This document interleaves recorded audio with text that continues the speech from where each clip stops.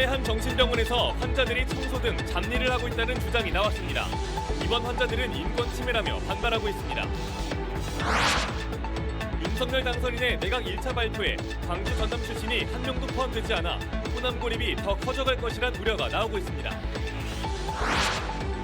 한빛 원전의 대형 사고를 막기 위해 설치된 피동형 수소 제거 장치가 오히려 위험하다는 주장이 나오면서 설비 철거와 발전소 가동 중단 목소리가 커지고 있습니다. 전남의 1인당 개인소득이 2,010만 원으로 전국 평균인 2,120만 원에 못 미치고 광주는 2,128만 원으로 전국 평균을 넘는 걸로 나타났습니다. 여러분 안녕하십니까? KBC 8시 뉴스입니다. 전남의 한 정신병원에서 입원 환자들이 청소와 식사 배식 등 잡일을 맡고 있다는 주장이 제기됐습니다. 병원 측은 환자가 스스로 한 일이라고 해명했는데 입원 환자들은 인권 침해라며 반발하고 있습니다. 김한수 기자가 취재했습니다. 전남의 한 정신병원. 고령의 남성이 복도에서 밀걸레질을 합니다. 복도뿐 아니라 병실 바닥까지 청소하는 이 남성. 직원이 아닌 환자입니다. 입원 환자였던 A씨는 환자들끼리 순번을 정해 병실과 복도 등을 청소했다고 주장했습니다. 새로 2명 왔으니까 앞으로 돌아가면서 청소해라. 저도 실제로 청소했고요. 또 다른 입원 환자들도 환자가 직접 청소를 했다고 증언했습니다. 청소했는데 그냥 참고 넘어가고 그냥 하는 거죠. 모든 병원이 다 그래요. 그쪽이 완전 사각지대예요. 청소뿐만이 아닙니다. 일부 환자들은 식사 시간 배식과 쓰레기 분리수거까지 맡았다는 주장도 나옵니다. 병원은 배식과 쓰레기 분리수거를 환자에게 시킨 적은 없고 청소는 일부 환자들이 스스로 했다고 해명했습니다. 하지 마세요. 이 부분 안 하셔도 돼요. 이렇게 하도 이분들 같은 돌아서면 자기가 하고 싶은 거 그냥 하시는 거예요. 그러면서 병동 내 CCTV는 환자와 보호자 등의 동의가 필요하다며 공개가 어렵다고 밝혔습니다. 지난해 인권위는 정신병원이 묵인하는 사이 환자들이 청소 등을 떠맡은 사례 등이 있다며 이를 인권 침해라고 판단했습니다. KBC 김한수입니다. 윤석열 당선인이 인수위 구성에 이어 초대 내각 1차 발표에도 광주 전남 출신을 한 명도 포함하지 않았습니다. 앞으로 2차 장관 인선 발표가 남아있다고는 하지만 호남 고립이 더 커져갈 것이란 우려가 나오고 있습니다. 이영길 기자입니다. 윤석열 당선인이 초대 내각을 이끌 각 부처 장관 8명을 1차 지명했습니다. 국무총리 후보자 발표 일주일 만에 내놓은 내각 인선은 영남 60대 중심이었습니다. 1차 내각에 포함된 장관 8명의 평균 연령은 60.5세, 출신지는 영남 출신 5명, 서울, 제주, 충청권이 각각 1명이었습니다. 윤석열 당선인은 다른 것 없이 해당 분야를 가장 잘 맡아 이끌어 주실 분의 기준을 두고 선정했다고 설명했습니다. 인수위 구성에 이어 정부 내각 1차 발표에도 광주 전남 출신이 소외되면서 정치권과 지역의 우려의 목소리도 커지고 있습니다. 윤 당선인이 그렇게 강조했던 공정과 상식 그리고 국민들의 눈높이에 맞는 인사 검증 기준을 구체적으로 우리 국민들 앞에 제시해 주시는 것이 마땅한 도리가 아닌가 싶습니다. 앞서 문재인, 박근혜 정부와 비교해봐도 차이는 큽니다. 문재인 정부의 초대 내각에서 국무총리를 포함해 장관 후보자 18명의 출신 지역을 보면 영남 7명, 호남 5명, 충청과 수도권이 각각 3명이었습니다. 박근혜 정부에서도 영남과 호남에서 각 4명과 3명이 기용되면서 지역별 형평성을 맞춰갔습니다. 아직 남은 윤석열 정부의 초대 내각 장관 10명의 인선은 이번 주 중 발표될 예정입니다. 하지만 앞서 윤 당선인이 지역 안배는 없다고 확실히 선을 그은 만큼 호남의 인물 소외는 더 가중될 수 있다는 분석이 나오고 있습니다. KBC 이영길입니다. 박주선 대통령 취임준비위원회 위원장이 KBC에 출연해 장관 후보자 선정을 놓고 제기된 호남 패싱론에 대해 때이른 우려라고 밝혔습니다. 박 위원장은 오늘 KBC 뉴스와이드 여의도 정가 소식에 출연해 이제 18개 부처 내각 중 8개가 발표됐을 뿐이라며 앞으로 호남 출신의 경륜 있는 후보들이 많이 발탁될 것이라고 말했습니다. 또 청와대 비서실장과 수석 등 책임 있는 자리가 많다며 윤석열 대통령 당선인이 후보 시절부터 호남 홀대는 없을 것이란 사실을 분명히 약속했다고 강조했습니다. 기획 리포트 격전지를 가다 오늘은 강진 군수를 살펴보겠습니다. 전현직 군수와 농림부 차관 등 4명의 예비 후보가 치열한 경쟁을 펴고 있습니다. 가우도를 중심으로 한 관광 기반 조성과 경제 활성화 등 시급한 현안들이 많습니다. 정지용 기자의 보도입니다. 강진 군수 예비 후보는 4명 모두 민주당 소속입니다. 강진원 후보는 강진 군수를 지냈고 현 민주당 정책위 부위원장을 맡고 있습니다. 서채원 후보는 국무총리 자문위원과 민주당 정책위 부의장에 올라 있습니다. 오병석 후보는 농림식품기술기획평가원장과 농림축산식품부 차관보를 역임했고 이승옥 후보는 현재 강진 군수로서 전남도청 국장을 지냈습니다. 전현직 군수가 지난 선거에 이어 이번에도 경선 재대결을 펼칩니다. 전임 군수 강진원 후보는 서력을, 현 군수 이승옥 후보는 승리를 다짐하고 있습니다. 농림부 차관보를 지낸 오병석 후보는 고위 관료로서 민심을 파고들고 있고 중앙당 출신의 서채원 후보도 표밭을 갈고 있습니다. 강진은 인구 감소와 열악한 산업 기반으로 발전이 더딘 상황입니다. 때문에 가우도를 중심으로 관광시설을 조성하고 있고 강진 환경산단을 활용해 기업 유치와 일자리 창출에 매진하고 있습니다. 강진의 어려움을 해결할 적임자로 누가 국민들의 선택을 받게 될지 주목됩니다. KBC 정주영입니다. 이어서 담양 군수 선거입니다. 담양은 현직 군수가 3선이라 연임 제한에 걸려 이번 선거엔 참여할 수 없는데요. 지역에서 잔뼈가 굵은 입지자들이 군수 자리를 놓고 치열한 선거전을 예고하고 있습니다. 고우리 기자입니다. 3선 임기를 마치고 퇴장하는 최영식 담양 군수의 뒤를 잇기 위해 출마에 나선 예비 후보는 현재까지 모두 4명입니다. 더불어민주당 공천을 받기 위해 김정호, 이병노, 최화삼 3명의 예비 후보가 뛰고 있고 민주당 소속으로 군의원에 당선됐던 김기석 의원은 이번엔 치열한 공천 경쟁을 피해 무소속으로 담양군수 선거에 출마합니다. 김정호 의장은 담양군에서만 3선을 지낸 베테랑 기초의원입니다.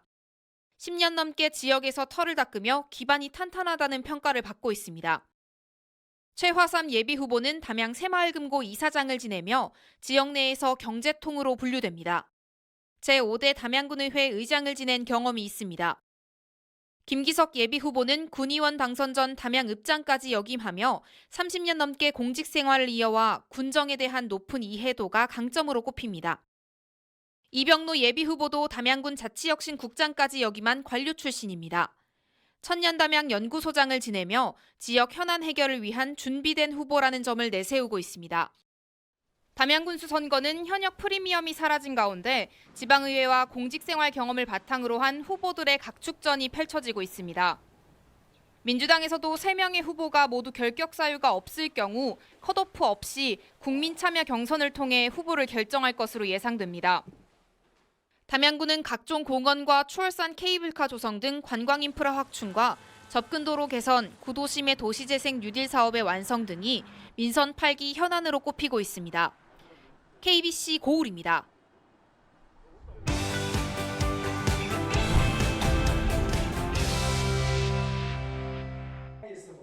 선택 2022 지방선거 관련 소식입니다. 전동평 영암군수와 박우량 신안군수가 공식 출마 선언에 나섰습니다.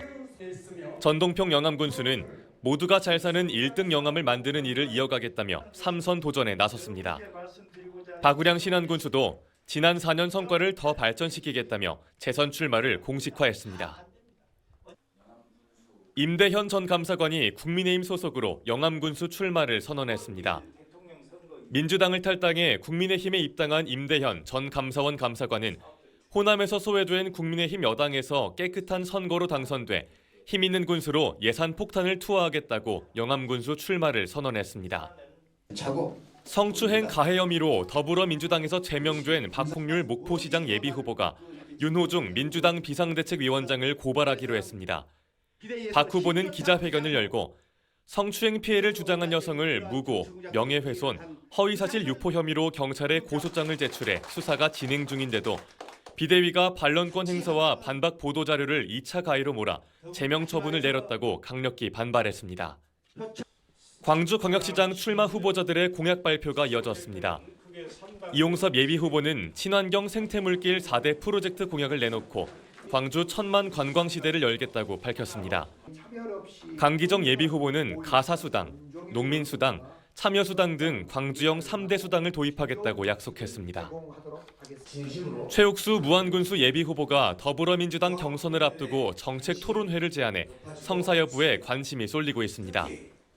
최 예비후보는 군수 경선이 당원과 군민들의 참여와 건전한 정책 경쟁으로 치러질 수 있도록 모든 예비후보가 참여하는 토론회를 개최하자고 제안했습니다. 지금까지 6일 지방선거 소식이었습니다. 영광 한빛 원전에는 수소 폭발과 같은 대형 사고를 막기 위한 피동형 수소 제거 장치가 설치돼 있는데요. 잇따른 성능 실험 결과에 지역민과 환경단체가 기자회견을 열고 설비 철거와 핵 발전소 가동 중단을 촉구했습니다. 구영슬 기자가 취재했습니다. 지난 2011년 발생한 일본 후쿠시마 제1원전 폭발 때 피해가 커진 주된 원인은 수소 폭발이었습니다. 원전에 수소 제거 장치가 있었지만 전력 공급이 끊겨 제대로 작동하지 않으면서 대형 사고로 이어졌습니다. 그 이후 국내 원전에는 전력이 없어도 수소를 제거할 수 있는 피동형 수소 제거 장치, 이른바 PAR이 대대적으로 도입됐는데 오히려 위험하다는 주장이 나오고 있습니다. 원자력안전위원회에서 이 장치의 성능 테스트를 3차례 진행했는데 불꽃이 발생했기 때문입니다. 수소 농도를 우리가 높이면서 이제 연수가 일어나고 화재가 일어났거든요. 이게 잠재적인 안전성 관련 문제인데 한빛원전 수소 제거기의 성능 검사 결과에 따라 이 품질 적합성에 대한 논란이 끊이지 않고 있습니다. 한빛 핵 발전소 대응본부 등은 안전성이 확보될 때까지 원전 가동을 중단할 것을 촉구하고 나섰습니다. 5개 지역이 연대해서 이것과 관련돼 가지고는 철거 요구를 하고, 그다음에 안전성이 확인이 안 된 상태에서는 수소 제거기를 못 달도록 지금 그렇게 할 계획으로 있습니다. 한국수력원자력 측은 피동형 수소 제거 장치의 안전성에 대해선 아직 속단할 단계가 아니며 4차 성능 실험이 진행될 계획이라고 밝혔습니다.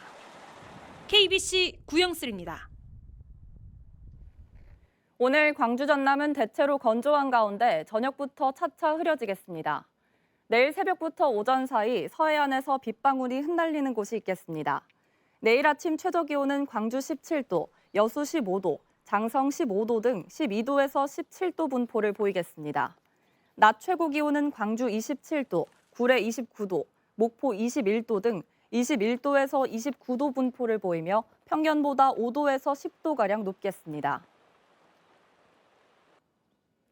지역 예술인들에게 전시 공간을 제공하고 시민들에게 일상 속 예술 관람을 제공하는 전시관이 광산구 시설관리공단에 마련됐습니다. 광주 광산구 시설관리공단은 1층 복도를 이용해 미술품 전시 공간인 이안갤러리를 조성하고 개관 기념 초대전으로 김혜성, 박구환 작가의 작품 26점을 다음 달 6일까지 전시한다고 밝혔습니다. 공단 측은 이번에 문을 연 이안갤러리를 연중 운영하며 딱딱한 공공기관의 이미지를 벗고 시민들에게 다가가는 활동을 이어갈 계획입니다. 거리두기 완화와 가정의 달 특수 등으로 광주 지역 소매 유통업계의 2분기 체감 경기가 호전될 걸로 전망됐습니다. 광주 상공회의소가 광주 지역 59개 소매 유통업체를 대상으로 조사한 결과 2분기 경기 전망 지수가 1분기보다 15포인트 상승한 116으로 체감 경기 호전이 기대되는 걸로 나타났습니다. 고가 제품과 골프 용품 등을 중심으로 백화점 매출 상승 기대가 큰 걸로 나타난 반면 대형마트와 슈퍼마켓은 이커머스와의 경쟁 심화와 식자재 물가 상승 등으로 매출이 부진할 걸로 예상됐습니다.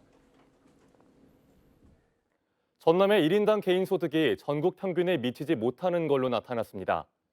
광주 전남연구원이 오늘 발표한 전국 시도별 1인당 개인 소득 변화에 따르면 지난 2020년 기준 전국 평균은 2,120만 원이었습니다. 반면 전남은 이보다 적은 2,010만 원으로 전국 17개 시도 가운데 10위였고 광주는 2,128만 원으로 4위를 기록하며 상위권에 올랐습니다. 코로나19 방역 완화와 함께 광주 인천공항 고속버스 운행도 재개됩니다. 정부의 해외 입국자 자가격리 면제 조치로 국제선 항공 운항편이 확대됨에 따라 금호고속과 광신고속이 다음 달 6일부터 광주 인천공항 고속버스 운행을 재개합니다. 광주 인천공항 버스는 왕복 각각 하루 4회씩 운행되고 이용객 증가에 따라 버스 운행 편수가 증편될 예정입니다. 개인이 조성한 순천 지역 정원 5곳이 개방 정원으로 선정됐습니다. 순천시는 도사동 새뜸정원과 별량면 미래숲속정원 등 개인이 조성하고 관광자원 가치가 있는 정원 5곳을 신규 개방 정원으로 선정했습니다. 순천시는 내년 순천만 국제정원 박람회 개최를 앞두고 지금까지 개방 정원 41곳을 선정해 각종 지원 사업을 펼쳐오고 있습니다. 광주광역시 일상회복지원금 신청이 오는 15일 마감됩니다. 광주시는 오늘 일상회복지원금 미신청자를 대상으로 한 연장 신청을 오는 15일 저녁 6시까지 진행한다고 밝혔습니다. 광주시는 코로나19 자가치료나 직장 형편 등으로 지난해 12월 진행한 신청 기간에 접수를 하지 못한 시민들을 대상으로 신청 기간을 연장해 운영하고 있습니다. 선배들의 전화통화에 끼어들었다는 이유로 후배를 차에 태워 1시간 동안 감금한 10대들이 경찰에 붙잡혔습니다. 보성경찰서는 지난 10일 오후 5시쯤 고흥군 고흥읍 버스터미널 인근에서 16살 A군을 자신의 차량에 태운 뒤 보성군 벌교읍까지 주행하며 1시간 동안 내리지 못하게 한 혐의로 19살 B군 등 2명을 붙잡았습니다. 경찰은 B군이 통화를 할 때 후배인 A군이 끼어들었다는 이유로 범행을 저질렀다는 B군 등의 진술을 토대로 정확한 사건 경위를 조사하고 있습니다.